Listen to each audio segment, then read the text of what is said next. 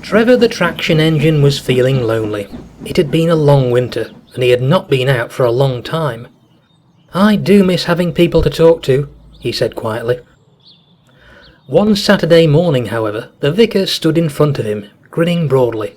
He had a leather satchel with him, and a beret atop his head. "Morning, Trevor," he said, and bustled around the traction engine. Trevor was confused. "Good morning," he replied. "Is something wrong?" The vicar pulled some matches from his waistcoat. "No, my dear Trevor. I've an errand to run and you'll be perfect for the task." He struck a match and prepared Trevor for work.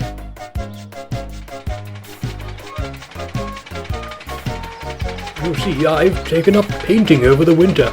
Only dabbling, you understand, but I've gotten a small group gathered together from the church. We're all amateurs, but we thought it'd be nice to go on a little excursion together." "I see," said Trevor. "And excuse me, Your Reverence, but what exactly have I got to do with that?" "Well, you'll suit the job perfectly. We can explore the rustic Sudrian countryside for the perfect spot, all from the comfort of your cab." Trevor wasn't so sure. He enjoyed giving children rides at the church fete, but that was hardly what was being asked of him here. The vicar was confident though. "It'll be a wonderful afternoon, Trevor." He drew the traction engine to a halt. Bertie Bus swerved violently to avoid him. "Wretched buses, no respect these days. Ah, now that's a perfect example of what I mean. Dew still on the hedgerows, simply marvellous."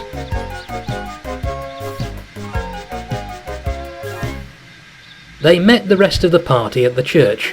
"Greetings, my fellow daubers," he called cheerfully. "Let us embark on a journey of artistic discovery as we explore the countryside for inspiration. God willing, of course."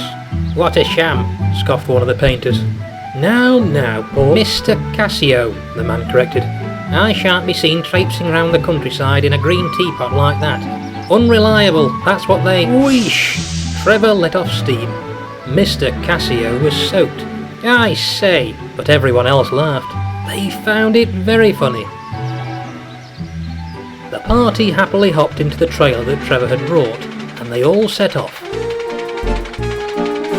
They went to all sorts of places, from rolling downs to the depths of the valley.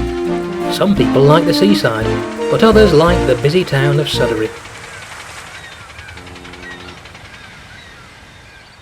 The vicar stopped in the countryside for lunch.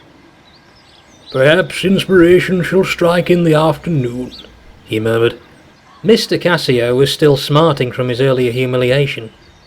Then he saw it, the perfect image. They were on top of a hill and looking down. The railway line weaved in and out of the countryside, with just the glimpse of the sea in the faraway distance. It was perfect. Or at least it would be without that dratted vehicle. Trevor was still dozing. It had been a long day and he was looking forward to going home. Mr. Cassio climbed up, wincing at Trevor's greasy footplate. He didn't understand any of Trevor's controls, but it didn't matter by then. "Mr. Cassio!" called the vicar. The man turned round in surprise, knocking several levers all at once. It was then that Trevor began to roll. He quickly gained speed. Mr. Cassio stared in fear as they made the frantic descent. Trevor had woken up by then.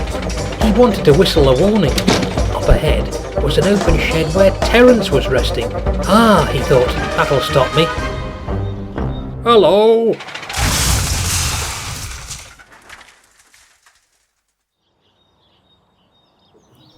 As the dust settled, the group of painters made their way down the tump and over to the wreckage. The vicar dropped Trevor's fire while everyone made sure the two vehicles were all right. They were surprised that Mr. Cassio was nowhere to be found. At last, someone saw a pair of legs sticking out of a bush. The vicar couldn't get him out for all the kicking he was doing, and what a fuss he made when he was recovered. "Well, this is a right mess," one spectator said. By then, a small crowd had massed. The vicar sighed and sat down on a tree stump. "It's a mess, all right." Then he squinted his eyes. He brought his thumbs and forefingers together to form a picture. "A fine mess indeed." Without a second thought, the clergyman seized his sketchbook from his satchel and began to work at once. The painters began to gather round. Several started to hum in agreement. "Extraordinary! A masterpiece!